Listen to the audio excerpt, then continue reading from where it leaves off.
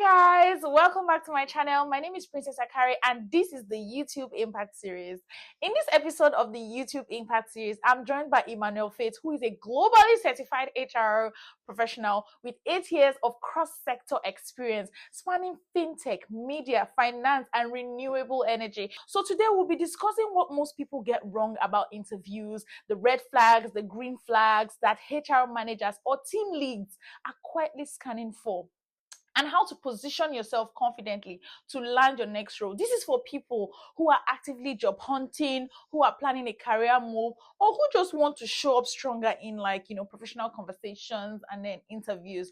This episode will give you real insights into what hiring managers are really looking for and how you can leave a lasting impression. Let's get into it.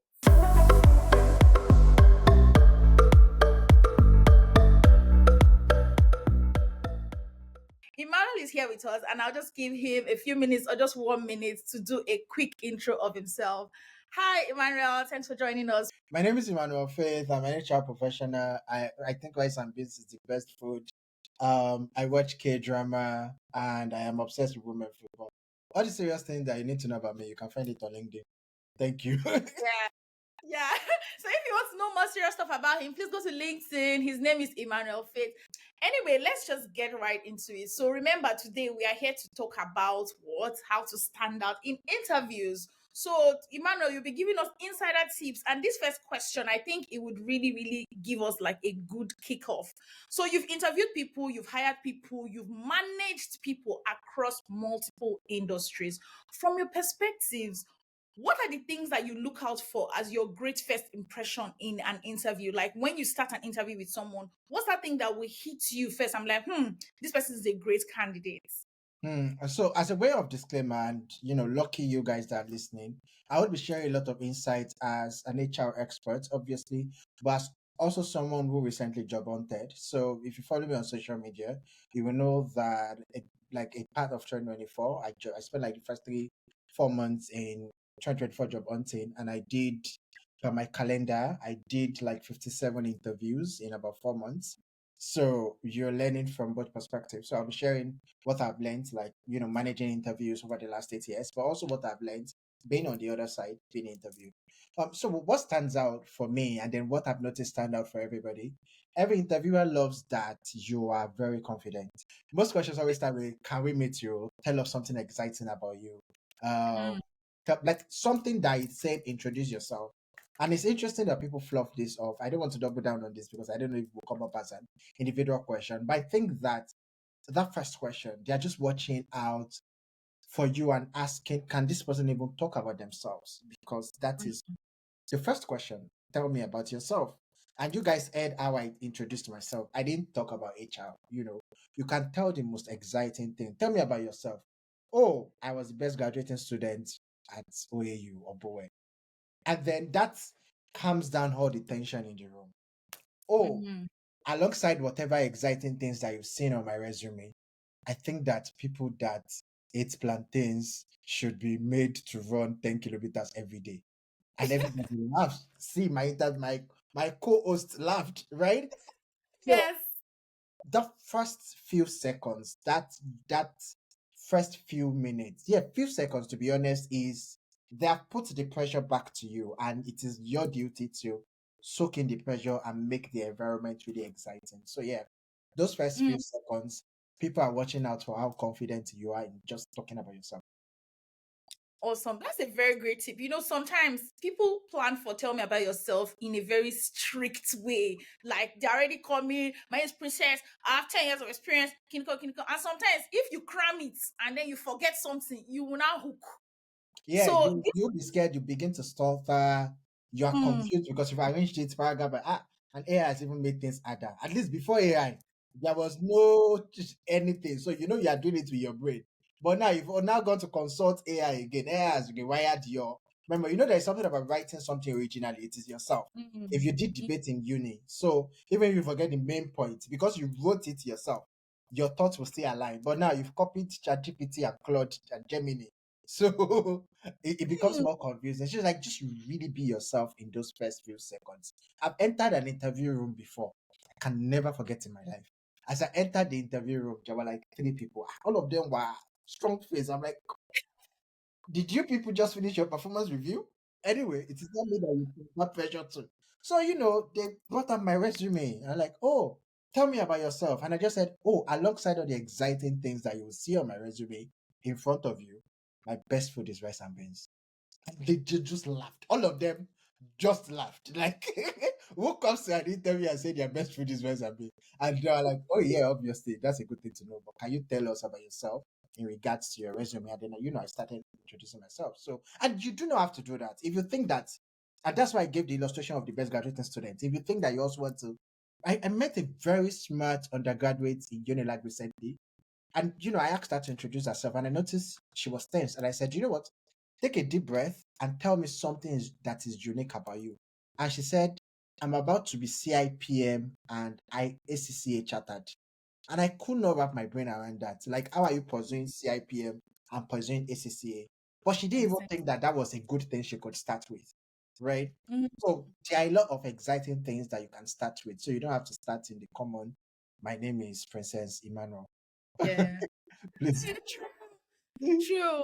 And remember, you mentioned something at the beginning. Immediately I asked you, you said be confident. So as you're saying all those things, you have to be confident. Yes. Perfect. So this will just naturally lead us into the next one. What are some common mistakes that you've seen that candidates make, at all seniority levels? I'm sure that you've hired like senior people and junior people as well. What are these mistakes that they make that could be easily avoided? You should know that an interview is a conversation. Mm, Nothing more, nothing less. In fact, I think I have a YouTube video titled Best Interviews, Best Conversations. Because people would remember conversations. That's what they remember. What exciting thing happened?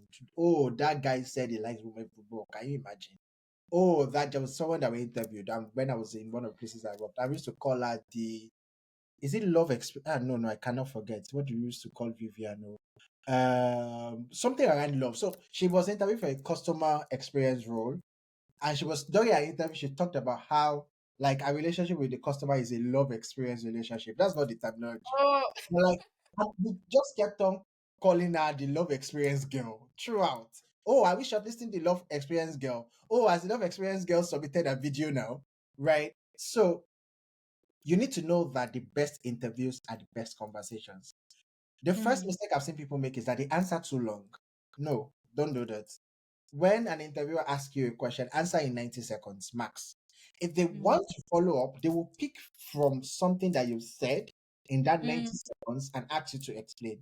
You can even take it a step further. I take it a step further and say, oh, I'm happy to double down on anything you would need clarification about. Why? mm. Because I would rather you listen to me for 60 to 90 seconds, pique your curiosity, and you ask me more.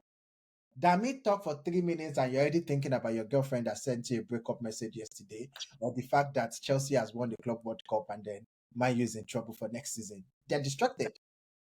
But if you talk for 60 seconds and you stop, they're like, oh, why did you stop? Tell me more. Okay. So they say, oh, can you repeat this thing? But if you talk for 3 minutes, bro, they've tuned out, right? So always give short answers. I'm trying not to tell you, I'm trying to not mention anything that you see on the internet. I want to be as practical as possible. Another Yeah. thing I've seen that people do is, especially at senior level, because I saw that you wrote that in bracket. And I saw a tweet recently where someone was like, oh, the HR interviewed me, the HR did not understand what I was saying. The onus is on you to use your industry terminologies and to explain. So I would, Mm, so maybe Princess asked me, oh, you're an HR business leader. Yeah, tell me one amazing initiative that you've implemented in the last 3 months in your last workplaces. I can say something like, oh, I implemented I conducted a stay interview that that increased our retention rate from 60% to 90%. This meant that before 6 out of 10 people 4 out of 10 people were willing to resign, but after my stay interview, it's reduced to just one people considering resignation or one person considering resignation. So not only have I talked about stay interview, I've also explained what retention rate means. So even if there is someone on the call and does not understand retention rates, the person understands what I've just explained. Oh, by the way, it is very, very important that you research your interviewers. There are a lot of that. I think 75% of the companies copy the people that will be interviewing you. In fact, if you don't know it, you might not even, they might not even be interviewing you, you might not know them. When you see that they are, let me see that again. When you see that their names copied in an email, always check them out. Check out their, Mm. check out what's exciting because it could be a conversation starter during the interview. So I've talked about how many things now? Three things. Number one, the best conversations are the best interviews. The best interviews are the best conversations, right? Number two, always answer briefly. If the interviewer wants to know more, they would follow up more. Number three, use your industry terminologies, but also try to explain this industry terminology. Number four, don't repeat your CV word for word because they already have your resume. So if Mm. think something, and yeah, they say, oh, HRs are lazy, they don't read resume. Why did they come and ask? Don't read it word for word. So yes, it is still something that is in your resume, but like say it in a more exciting fashion. Like pick their curiosity. I was chatting with one of my colleagues. We went for like a mock interview for like a capacity development program. And she was like, I'm bored, I'm tired.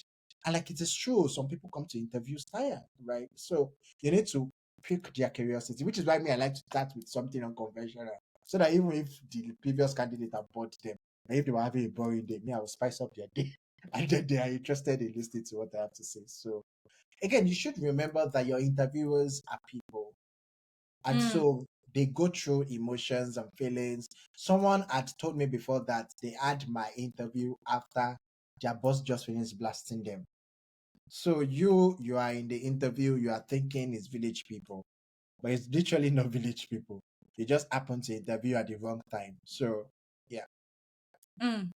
That's interesting. So we have to also pray now that the people that yes, interview please. Lori, they okay, will make have, it, make it. they will have good days because Lori, okay, make it. Yeah. yes, so thank you very much. So the next thing we want to talk about is like you mentioned stuff around this already where you said before when they ask you stuff or when they want to know more about you, like don't just read out your CV. Now from your own end, like as a HR person, as a HR leader, what do your teams or what do you look out for? What do you want to see during interviews? You also mentioned confidence at the beginning as well. But is Okay. there anything that you look out for while you're having interviews? You know, apart from that very first interview, they will have like maybe first stage, second stage, third stage. So beyond the CV or beyond their certifications, let's say me now, I have maybe I'm an accountant, I have ICANN, I have ACCA, I have this, I have that. Beyond all those paperwork and my CV, what are the things that you look out for in a candidate? Hmm. This industry secrets. Industry secret. Whatever charm that Princess is using on me seems to be working, guys. I'm getting charmed. Okay, follow my YouTube channel and subscribe to Princess YouTube channel. So, three things. Number one, I genuinely want to see that you want to work with my organization. Mm. Beyond, I follow a lot of career memes page and they'll be like, oh, why do you want to work with us? Because I'm inspired by your purpose is a lie. I want money. That's why I want to work. But aside the fact that you want money because you are in Trump's economy or Tinubu's economy or the Queen's economy, whatever economy you are, like I genuinely want to see that you are interested in my company. Like I always know candidates that have researched about the organizations. I know if you've researched about my organization. I know if you've researched about my role. And this is the thing, and I tell people when I used to actively teach how to ace an interview that when you get to interview stage of any role, you are as good as getting the job. What matters is how to sell yourself to show that you are the best person for the job. I'll say that again. When you get to the interview stage, you are good enough for the job. What is left is for you to sell yourself as the best candidate for the job. And that's why some smart people don't get roles because they don't sell themselves. So it's like, I've seen you on paper. Can you sell yourself? Can you sell your communication skills as a leader if you apply for a lead role? Can you sell your technical skills beyond landing pages? So, for example, a designer tells me, oh, I designed landing page for Piggyverse, Carrywise, Okra, and Number. Another one tells me, I've designed landing pages that led to 1,000 visits in 1 month leading to 35% conversion for the certain kind of product that was hosted on the landing page. I will listen to the second person. So it's very important that you learn to sell yourself in metrics and numbers. Again, remember where I started from.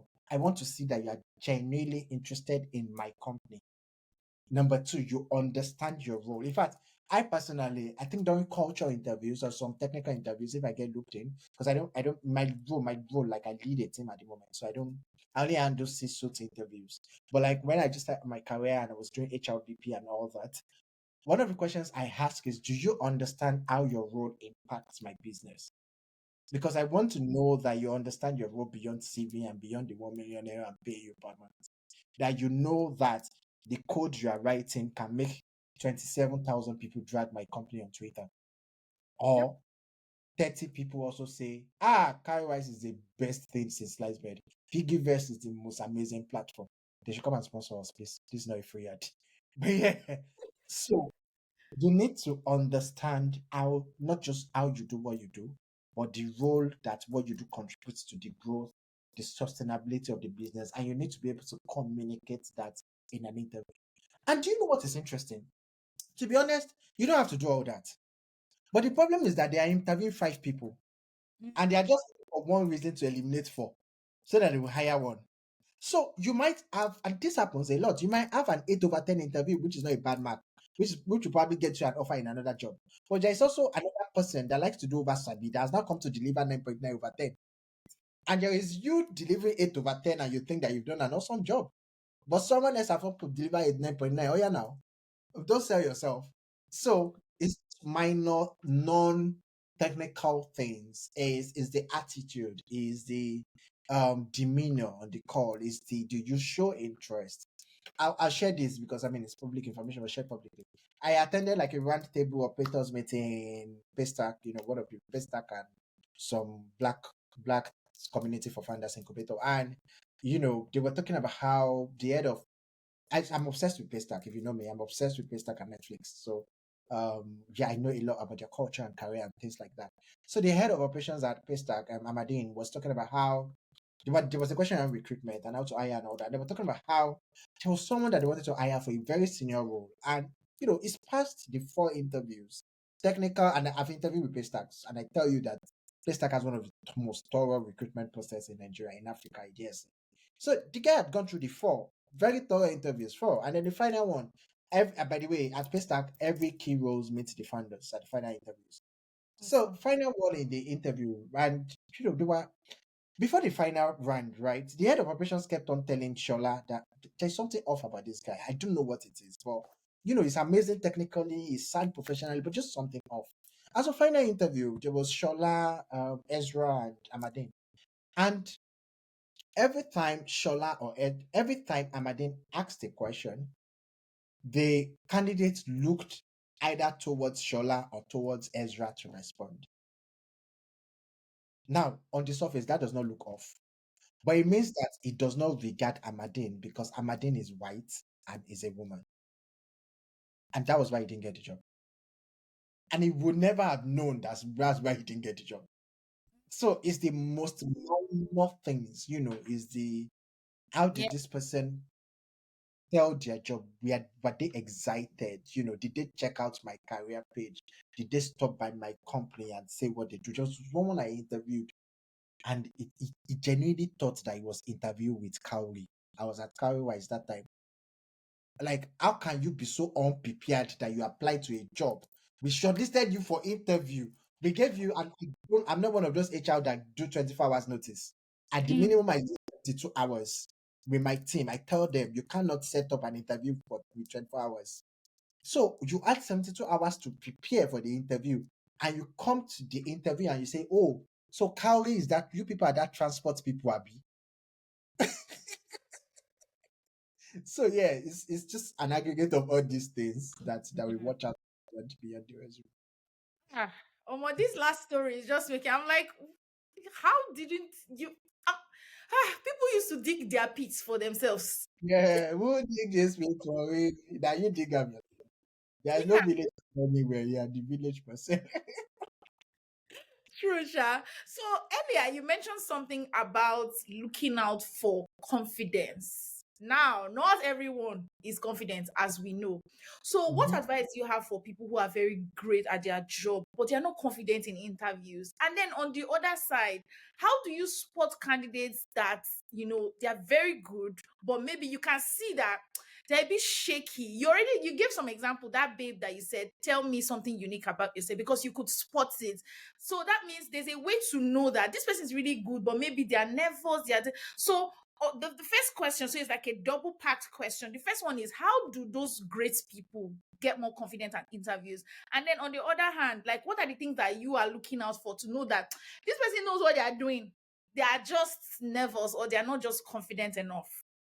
Okay, yeah. So that's a very rich question to ask. And when I teach, again, I teach a lot. So when I teach personal branding and yeah, personal branding, excellent work, things around that, I talk about how it's very important for you to like what you do. And if either you like it or not, it's very important that you talk about what you do. So I am an introvert, for instance. People don't believe, but I'm an introvert. But I genuinely like talking about what I do. And it's not just HR. I could spend the next 30 minutes on this call talking about women football. If I'm looking at my time now and I realize they have a women football to watch by 8 o'clock, but I know that we can finish this before 8 o'clock. This 10 minutes. So I could tell you about women football. I can tell you about K drama. Like we could spend the next 30 minutes, career lessons from K drama, and we will talk. So I think it's people, Nigerians, not people, because it is at this part of the world. Because we grew up shy. We grew up, I mean, I don't know what tribe you're from. My own tribe, one of our favorites probably is Tishweni Bata Amapowopo, which means when your yam is blowing up, you cover it. So we did not grow up learning how to sell ourselves, learning Mm, how to talk confidently about what we do. I think mm, that to get better at interviews, you should just learn to talk about what you do. When you attend networking events, talk about what you do. And not in mm, a salesy way, just in a, oh, my name is Emmanuel Faith. I love women football. At the moment, I'm focused on telling unique stories of African women footballers because African women footballers are underreported on the global stage. mm, What this means is that if BBC or CNN publish 100 stories about women football, less than 10%. Ever, I can even start by saying, do you know that African women footballers have less than 10% representation in global reporting? What this means is that if there are 100 stories published about women footballers every day on BBC and CNN, African women footballers only have 5 or 6. See, you don't know anything about African women football, but you're already interested. I see your demeanor. You're already interested in what I'm saying. And yeah. like 5 minutes ago, you did not even know anything about women football, African women footballers. So now imagine that you are interviewing me for a role that you know about. I Mm, would definitely get you more interested. So mm. I think we should genuinely either we like what we do or not, because I don't want to say some people just work for money, and that's fine. But you should be excited to talk about what you do in formal settings, in informal settings, at house parties. You know, talk about what you do. What if they are not confident? Okay, so what if you are not confident? Think about this. Two things in HR, we call it continuous and considers rewards and consequences. So I'm going to give you a reward and consequence. Imagine that if you are sell yourself for 5 minutes every day, either me or Princess most likely because me I'm in Tinubu's economy. I think that Princess is in the points economy. Princess will give you 50 pounds every day, every time you sell yourself. Mm. So think about it and sell yourself continuously for 30 days, right?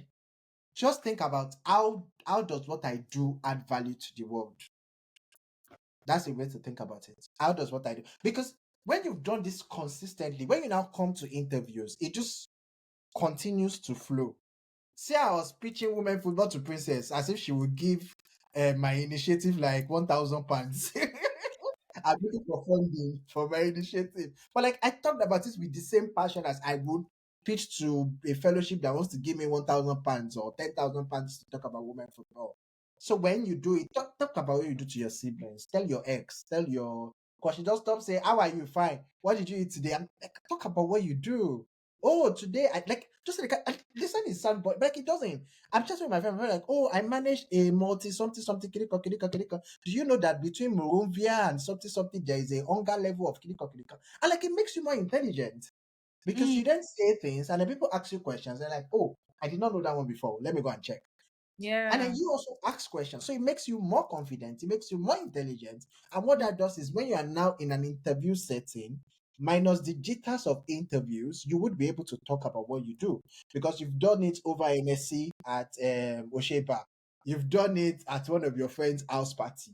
You've Mm, done it as your church singles hangout where they were asking to take you people out of the street of singleness. So mm, you've pitched yourself, you talked about what you do in different settings, yeah. so talking about it in that interview will come almost natural. So Now, it's like informal chats, like yes, informal informal conversations, e-commerce, practice. yeah, So now when they say, oh, as you come in, it's still like you're coming to say another thing again. So it will just be, it will flow. exactly, Mm, exactly. And I remember that we started at the beginning by saying that the best interviews are the best conversations. conversations.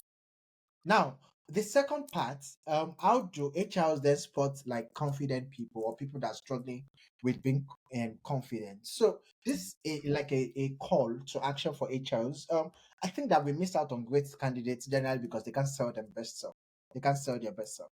And I mean, sadly for those candidates, they also like miss out. But I, the first thing I try to do if it's a physical interview is to like give drinks, give water, and everything. If it's a virtual interview, I try to make a joke or I say something like, "Oh, should we deliver coffee to your house?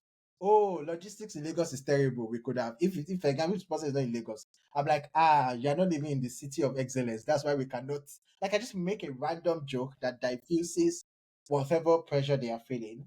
And then when I notice that they're also struggling to maybe sell themselves, I tell them something exciting that is on their resume, or I Mm, ask them to tell me something exciting instead. And that sort of opens up the door to figure out. I think that excellence reflects excellence. Excellence is loud. So even when someone is struggling to sell themselves, when I say that they've genuinely had an excellent, like they have an excellent resume. For example, I personally like to, for entry levels, I like speaking to leaders of organizations, people that picked up like leadership stuff when you are in uni, right? So when if you are a leader in uni and I'm interviewing and you're shy, it's definitely interview jitters because you cannot be a shy person and like lead teams, lead SFC, lead TIS, lead ISEC, lead JCI. So there are also pointers of excellence. And when I see those pointers of excellence and I see that your demeanor is slightly opposite that, I pause to bring out that excellence because I need to experience the excellent version of you so that I will mm, know if I'm making a choice, about you or not. Yeah. awesome. I love these responses because it also shows your human side. You're not just like, oh, you shook twice. Get out of my meeting. Thank you very, very much. We've talked about first impressions, we talked about during the interview. Now, after the interview, is there anything that people have actually done after the interview that maybe made you change your mind or Mm. something? So I will talk about something I did that has been very helpful.